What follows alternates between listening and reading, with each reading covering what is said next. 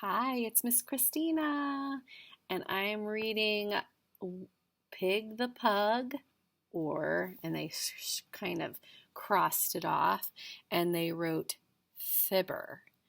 Fibber is another probably nicer word for saying liar. So he tries to lie or trick people. What do you think he even kind of looks guilty. So what do you think he's fibbing about? What do you think? Tell whoever you're with. What do you think he's fibbing about? Let's find out. So first let's talk about the book. So this is the front of the book, or the cover of the book. And this is the title, Pig the Pug or Fibber. And the author and the person who drew the pictures is Aaron Blabey. So there's only one name, so I know that that is the person that wrote the words and drew the pictures. If there were two names, then I would be able to tell you who the author and the illustrator was. But there's one name, so that person wrote the words and drew the pictures. The back of the book is right there. The back of the book says, he's back, but this time Pig, the world's greediest pug, is telling great big lies. Won't he ever learn? Collect all the Pig the Pug books. So the other book, Pig the Pug books, is Pig the Pug, which I read to a lot of you during our quarantine. This one says Pig the Winner. I don't think we've read that one yet. Pig the Elf. I think I read that one in class. I don't know if we read that one through the screen yet. And Pig the Star. We have not read that one yet. I know for sure. Maybe soon.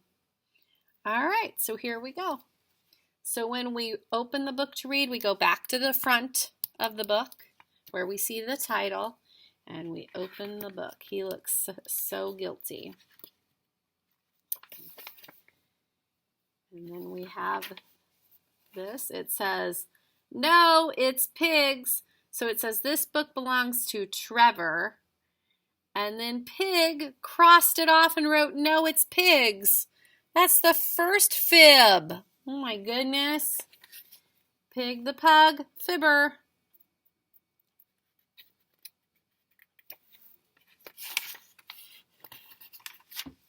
You guys know I have a pug, right? At home. She's a girl. Here we go. Pig was a pug, and I'm sorry to say, he would often tell lies just to get his way. And when he would fib, he was awfully clever. That means he was smart. When Pig got in trouble, he would always blame Trevor. This is Trevor. Look how he's looking over at Trevor.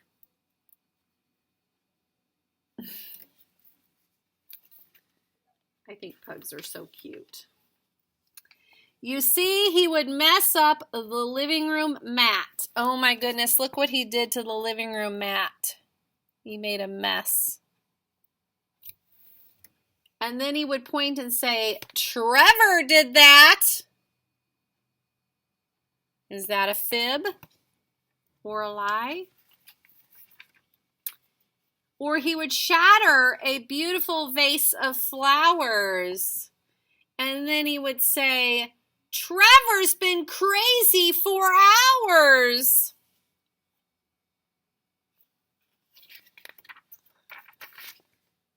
He once even ripped up a lovely old dress, and then he hid behind Trevor and made him confess.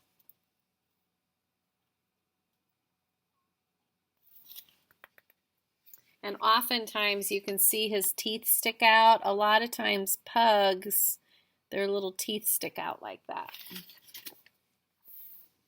My pug's teeth sometimes stick out like that, not all of the time. Why do you do this? Asked poor little Trevor. I thought that we were friends. But Pig said, whatever.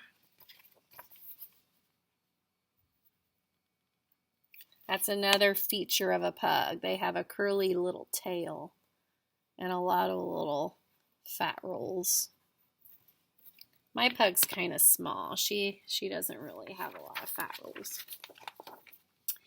Then came the day of Pig's sneakiest plan. He said, I will steal all the treats that I can, then keep them up there in the closet up high. But before I can get them, I need a good lie. So he's going to keep the treats up there, but he's got to think of a good lie. He's thinking of one. And with that, he let it rip. He was stinky and grim, so he let out a fart. Whew!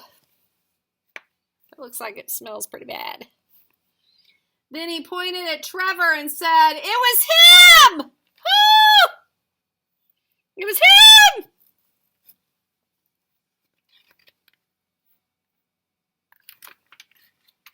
So Trevor was taken outside for some air. This was Pig's chance, and he climbed on the chair. Those treats will be mine, and I'll gobble them all. But behind all those treats, look how happy he looks. He's grabbing the treats. What do you think's behind those treats? Was a big bowling ball, and it's headed for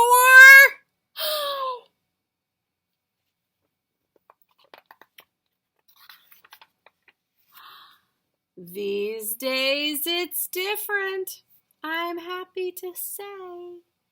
Pig has stopped lying, hip hip hooray. He may have some bruises and one less front tooth, but he sure learned his lesson, and that is the truth.